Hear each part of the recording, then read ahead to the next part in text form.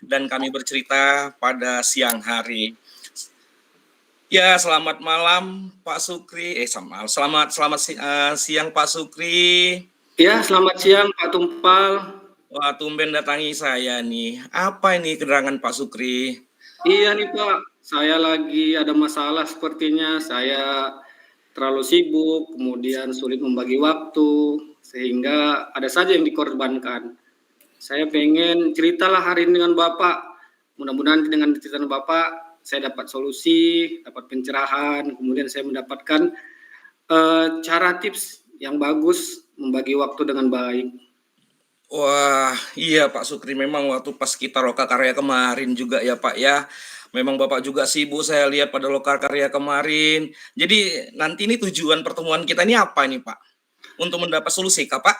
Iya, gini Pak, mudah-mudahan nanti dengan diskusi kita hari ini saya berharap saya bisa memanage waktu dengan baik, kemudian mengatur prioritas kegiatan saya, sehingga saya berharap tidak ada satupun kegiatan saya yang terlewatkan. Kemudian saya berharap semua kualitas, kemudian nilai-nilai yang saya harapkan dapat baik semua Pak. Jadi intinya saya pengen semua berjalan dengan sebaik-baiknya tanpa ada yang harus dikorbankan, atau mungkin malah ada yang kecewa nanti Pak dengan adanya beberapa tanggung jawab yang saya tinggalkan. Iya Pak Sukri, nampak nih Pak Sukri ini orang hebat ya, sampai semua kegiatan-kegiatan pun artinya semua yang dilakukan pun memang harus schedule waktunya harus memang betul-betul padat ya Pak ya. Tidak betul sekali Pak, Bapak ada saja, saya orang biasa aja kok. Kegiatan saya sedikit, masih banyak orang yang lebih sibuk dari saya, tapi saya pengen kegiatan saya itu terjadwal, tertata, dan terlaksana dengan sebaik-baiknya Pak. Iya Pak, karena kalau kita banyak diminta orang, berarti orang melihat kemampuan kita tuh memang lebih Pak Sukri. Nah, jadi dengan kondisi jadwal Pak Sukri ini yang padat, kegiatan yang padat ini, untuk menyelesaikan masalah ini Pak, menurut Bapak itu kesempatan apa yang Bapak miliki supaya ini masalah? Saya tanya dulu ke Bapak sendiri pribadi kan, untuk dapat menyelesaikan masalah ini. Apa kesempatan Bapak miliki? Sebenarnya kesempatan saya itu ya seharusnya saya bisa bagi waktu dengan baik, memanage waktu, dan bisa memprioritaskan mana yang lebih penting, yang mendesak. Mungkin juga banyak kegiatan saya yang penting, kemudian juga banyak yang ini menunggu, tapi kan paling tidak saya tahu mana kira-kira yang prioritas Pak, karena saya tidak pengen nanti kegiatan utama saya seperti mengajar di sekolah itu terbengkalai Pak. Kasihan kan, anak-anak saya juga menunggu saya di kelas, kemudian nanti kepala sekolah saya bisa marah, saya nggak masuk. Jadi intinya saya pengen berbagi dengan Bapak bagaimana cara supaya saya bagi waktu dengan baik. Iya Pak, hampir sama nih mungkin dengan kasus Pak Iling ya Pak yang kita pelajari di guru penggerak Pak ya. Benar-benar. Iya. Sosial emosional saya juga saya kontrol Pak, jangan sampai dikasih kecapean, saya itu marah-marah di kelas. Kemudian saya jadi nggak fokus mengajar. Iya, berarti kita identifikasi dulu Pak nih masalah Bapak ini bagaimana nih untuk penyelesaiannya ini kan. Tadi Bapak bilang kesempatan yang Bapak miliki ini Bapak harus bisa memaksimalkan dan membuat orang-orang yang sudah mempercayai Bapak itu tidak kecewa ya Pak ya. Iya. Itu karena kekuatan yang sudah ada pada Bapak ini sudah terlihat karena orang membutuhkan Bapak gitu ya. Nah, kalau begitu kekuatan apa yang Bapak miliki untuk mencapai tujuan itu sendiri gitu? Menurut Bapak gimana? Kalau kekuatan sih, saya rasa saya harus punya komitmen yang kuat untuk konsep diri saya mengatur waktu dengan baik. Kemudian mungkin saya juga bisa mendelegasikan tugas-tugas saya kepada orang lain. Misalnya di sekolah tentu ada tugas-tugas kurikulum dan wakil yang bisa saya amanahkan. Kemudian kalau di pengurus yayasan di luar sekolah saya juga bisa minta bantu sekretaris atau yang lain untuk menghandle beberapa kegiatan. Jadi untuk kegiatan-kegiatan wajib itu mungkin bisa saya lakukan, tapi untuk kegiatan yang lain yang bisa saya wakilkan, saya minta bantu yang lain Pak untuk mendelegasikan tugas-tugas saya. Nah itu Bapak kan sudah paham ya Pak ya, artinya masih banyak hal-hal yang bisa Bapak buat untuk yang namanya juga orang-orang yang bisa membantu, berarti Bapak memiliki kekuatan di sini. Nah kita lanjut lagi ke identifikasinya Pak, terus menurut Bapak untuk memanfaatkan orang-orang itu peluang-peluang apa yang Bapak bisa miliki gitu? Bapak juga sebagai kurikulum di sekolah, Bapak juga sebagai yayasan ya di luar, juga sebagai guru penggerak. Peluang apa yang menurut Bapak yang bisa Bapak lakukan gitu? Tentu peluang yang saya lakukan adalah saya harus, berkomitmen untuk melaksanakan Iya, semua kegiatan itu. Hanya saja ya peluang itu terkadang harus saya lakukan dengan sebaik-baiknya, jangan sampai ada, kegiatan itu tidak terlaksana dengan baik, Pak. itulah Pak. Jadi kalau misalnya dari yang Bapak punya peluang tadi itu ada hambatan-hambatan, mungkin ada teman-teman yang nggak mau membantu atau bagaimana, apa yang bisa Bapak lakukan untuk hambatan tersebut? Nah, untuk hambatan itu sendiri, saya harus bisa menilainya dulu, hambatan itu dari luar atau dari dalam. Mhm, Kalau mhm, dari diri saya sendiri, saya harus berkomitmen, misalnya untuk mengatasi hambatan-hambatan itu bisa dari luar dan dari dalam. Kalau dari mhm. dalam sendiri, ya saya harus semangat Pak, melakukan apa saja pekerjaan. Kalau dari luar mungkin ada orang-orang yang kurang mendukung saya. Jadi saya harus menghilangkan semua hambatan itu. Iya, berarti Bapak sudah kita identifikasi, Bapak tahu apa permasalahannya, apa hambatannya, dan Bapak juga tahu peluang Bapak itu apa. Nah, sekarang kita, coba kita buat dulu Pak ya, bagaimana reaksi kita untuk yang namanya bisa menyelesaikan masalah ini ya Pak ya. Nah, sekarang Bapak dulu susun dulu, Bapak Bapak buat penyadaran diri dulu, apa sih yang menjadi prioritas Bapak itu sebagai seorang guru gitu ya, dan juga sebagai juga pengurus yayasan, juga sebagai, guru penggerak, bagaimana menurut Bapak itu prioritas Bapak yang mau Bapak inginkan duluan gitu? Kalau prioritas saya tentunya Pak, yang nomor satu itu adalah tugas saya di sekolah Pak. Karena Iya, itulah betul. tugas saya, kewajiban saya dari pagi sampai siang itu jam 2:30 sampai saya pinjar sidak mobile itu tugas saya. Selebihnya Mhm. mungkin saya kembali kepada sebagai orang tua, mengantar anak sekolah, menjemput anak sekolah. Kemudian yang ketiga, saya juga berperan dalam sebuah yayasan yang mungkin itu, bisa saya laksanakan di sore hari atau bahkan juga di malam hari Pak, mau rapat-rapatnya begitu. Jadi Iya. saya memang lebih prioritas kepada sekolah begitu Pak, karena kita adalah tugas utama kita sebagai seorang guru. Nah, Bapak sudah tahu tuh prioritas yang utama di mana kan, dari mulai jadi seorang guru, baru juga sebagai pengurus yayasan, juga sebagai juga guru penggerak, dan juga sebagai kepala rumah tangga. Nah, kalau sudah Bapak tahu seperti itu, strategi apa yang Bapak mau lakukan kalau untuk supaya jangan kecewa nih semuanya, Pak? Karena Bapak sudah, dianggap mereka itu mampu dalam segala halnya ini gitu. Gimana menurut Bapak strateginya? Menurut saya strateginya Pak, saya harus, prioritas mana kegiatan yang penting mendesak dan yang penting tidak mendesak. Misalnya untuk kegiatan mengajar, saya harus bisa betul-betul mempersiapkan diri untuk mengajar anak-anak, karena besok misalnya harus ada pertemuan. Kemudian kalau tugas-tugas CGP ini mungkin saya bisa di sela-sela waktu Pak, kan ada pre-les, kemudian ada juga di malam hari dan itulah prioritas saya. Jadi untuk mengatasi semua pekerjaan-pekerjaan menumpuk itu saya mencoba cari selang waktu yang kosong saya kerjakan. Jadi intinya saya juga harus mengurangi jam istirahat saya Pak. Mungkin juga badan saya terlalu gemuk nih Pak, banyak banyak tidur ya kan, banyak makan, jadi saya banyak Iya. bergerak Pak. Itu mungkin Iya.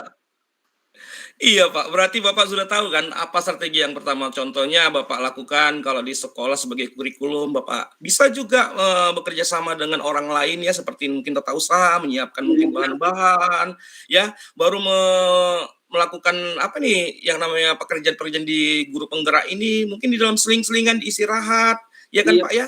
Pulang iya, sekolah sebentar, baru benar nanti Pak, Bapak pulang ke rumah iya nanti Bapak itu ya bergumul dengan keluarga, iya dan punya waktu time gitu ya, hari Minggu itu waktu memang weekend keluarga, itu khusus untuk keluarga. Karena di guru penggerak pun samanya kita kan Pak, iya sampai benar Senin Pak, sampai Jumat aja kita Pak iya mungkin dalam hal kerjaan kan Pak ya. Nah, iya. itulah Pak. Jadi menurut Bapak ini Iya Pak, strategi saya tadi tuh di waktu-waktu libur saya harus fokus pada keluarga Pak, karena memang keluarga bagian terpenting juga dalam hidup kita ya kan. Kita nggak boleh betul Pak, heeh. ketika dapat uang misalnya uang karya kita ajak jalan-jalan ya kan Pak, makan apa.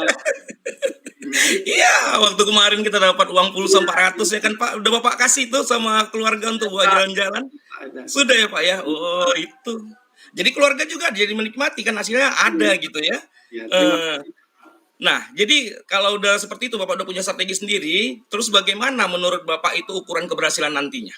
Ya ukuran keberhasilannya tentu semua kegiatan dapat kerjakan dengan baik, deadline-nya tidak lupa, kemudian tugas-tugas saya di grup penggerak ada due date-nya Pak, hati-hati.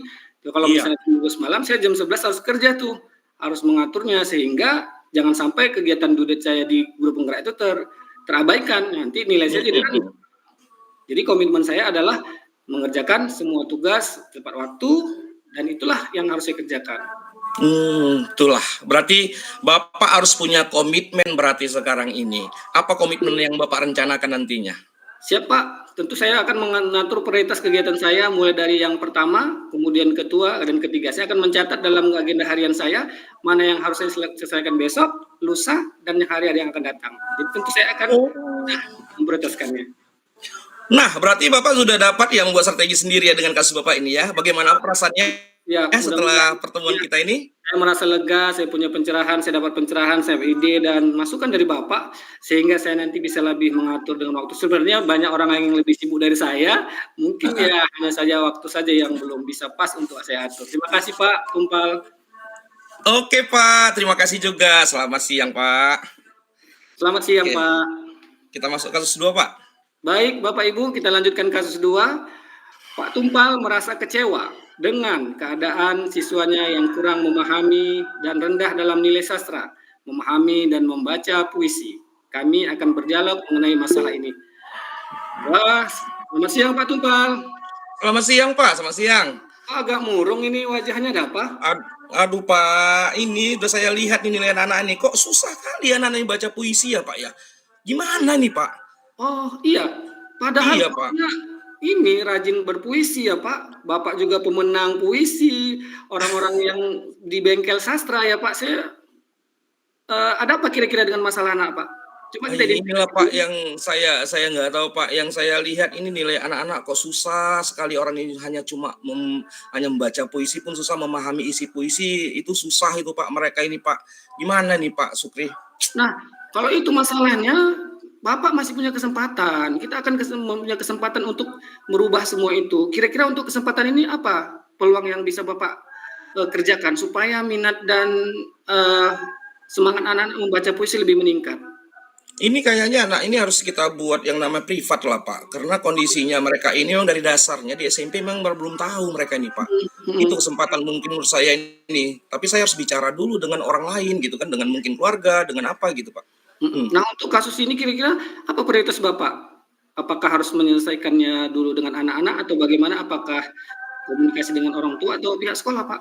Iya, saya pasti memanggil anaknya dulu, Pak. Ini apa masalahnya, di mana dia berada gitu kan. Sampai akhirnya saya tahu apa yang mau saya lakukan nanti setelah yang saya tahu udah menggali dari anak-anak itu, apa sih masalah mereka itu, Pak. Gitu, Pak. Iya, saya yakin Bapak punya kekuatan. Kekuatan itu pasti bisa mendukung Bapak. Kira-kira kekuatan Bapak yang miliki, saya yakin bisa anak-anak itu bisa semangat kembali, belajar puisi, menyukai sastra, dan sebagainya. Iya, Pak. Kekuatan yang saya ingin yang ada di sekolah ini gini Pak, anak-anak kita kan sudah ada yang menang FL2SN gitu kayak ya dalam baca puisi, cipta puisi gitu kan. Rencana saya nanti anak-anak yang sudah siswa kita yang kelas 11 kemarin yang sudah menang mereka di FL2SN dan juga O2S di sini itu mereka saya buat untuk tutor sebaya kayaknya Pak. Bagus itu rencana saya Pak. Bagus, suatu kekuatan yang bisa mengontrol orang lain, maksudnya bisa memotivasi orang lain, bagus. Nah tentunya dalam hal ini Bapak punya hambatan, kira-kira apa sih untuk meningkatkan nilai sastra, siswa meningkat, memahami, siswa suka baca puisi, solusinya kira-kira ada nggak kira-kira yang kalau Bapak pikirkan saat ini? Iya Pak, hambatannya Pak, anak-anak dasarnya tidak ada Pak. Mungkin karena modernisasi ya, mereka nggak suka itu dalam hal literasi, nggak suka juga dalam hal menulis ya. Jadi orangnya harus diajari dari dasar. Ketepatan di sekolah juga ada disebut sanggar sastra gitu. Jadi kalau mereka bisa masuk ke komunitas sanggar sastra itu dan juga mereka juga belajar dari orang-orang yang sudah menang di FL2SN kemarin dalam cipta baca puisi itu, kayaknya mereka punya dasar nanti akhirnya. Tutor sebaya Pak rencananya Pak. Iya, ternyata Bapak sudah punya solusi tersendiri sehingga Bapak nanti akan melanjutkan dengan kegiatan aksi ya. Tentu Bapak punya prioritas yang utama setelah ini apa Bapak lakukan? Ya, pertama saya pasti akan berbicara pada anak-anak, lanjutnya nanti karena dia membutuhkan waktu ekstra, contohnya bukan di dalam pembelajaran ini, saya pasti bicara dengan guru-guru, wali-wali kelasnya, supaya juga mengundang orang tua untuk bicarakan masalah nilainya ini Pak. Akhirnya orang tua tahu, ya karena anaknya seperti ini, supaya ini tidak menjadi masalah nanti dalam pembelajaran atau dalam nilainya, ya mereka itu harus ada kegiatan ekstra pulang sekolah, atau nanti mereka ngikuti kegiatan ekstra di dalam komunitas sanggar yang ada di sekolah. Itu sih rencananya, Pak. Iya, berarti Bapak punya prioritas utama, kemudian dalam prioritas utama ini tentu ada strategi Bapak ya. Jadi supaya strategi berjalan itu kira-kira apa yang Bapak lakukan? Ya, strateginya ini mereka itu saya buat nanti waktunya yang anak-anak yang kurang mampu ini setelah saya buat pengayaan dan sebagainya, nanti mereka di pulang sekolah itu dalam 2 kali seminggu mereka akan jumpa dengan tutor sebaya mereka, dengan kawan-kawan kakak-kakak mereka yang telah memenangkan perlombaan puisi kemarin, ya mereka belajar situ dan mereka juga ikut juga dalam 1 kali seminggu itu untuk kegiatan apa ini Pak, untuk komunitas sastra yang ada di sekolah Pak, Ya, itu rencananya Pak. Iya. Bagus Pak. Jadi itu saja, mungkin ada satu lagi terakhir, betul Bapak juga perlu tanggung jawab dan komitmen ke depan kira-kira apa Pak untuk mewujudkan solusi dari semuanya ini? Ya, ini harus saya komitmen Pak. Anak yang tidak mampu ini harus memang bisa betul-betul mampu mereka, walaupun ya mereka itu pada dasarnya memang belum mengenal puisi, belum tahu bagaimana cara membuat puisi, bahkan membacakannya. Maka saya komitmen saya di sini ini harus tindakan berkelanjutan, bukan hanya untuk anak-anak ini, tetapi kepada yang lainnya, agar nanti mereka juga punya sebuah kegiatan hobi ya yang bisa mengembangkan bakat mereka, bisa mereka menulis juga nanti di surat kabar atau di media sosial. Nah, itu menjadi kreativitas mereka sendiri gitu Pak, atau di majalah dinding nantinya Pak, seperti itu. Nah, kalau begitu Pak Tumpali pasti akan berhasil dan sukses untuk melakukan kegiatannya tadi karena Bapak punya kekuatan, Bapak sudah punya strategi, bahkan Bapak sudah punya komitmen. Saya yakin kita ke depan akan bertemu lagi, pasti anak-anak Bapak mudah-mudahan sudah suka dengan sastra dan sudah bisa baca puisi. Amin Pak, amin, amin. Terima kasih Pak Sukri atas solusi bantuannya. Bikin pembicara kita Pak, semangat terus, semangat. Ayo Pak, semangat. Iya Pak. Ketemu lagi ya di kafe kita Pak. Iya di kafe nanti malam Pak ya. Ayo Pak. Yang terakhir ya. Iya Pak. Terima kasih. Oke Pak Eko, kami sudah selesai Pak Eko, 2 kasus. Terima kasih. Oke, terima kasih. Beri applause dulu, semangat nih ya.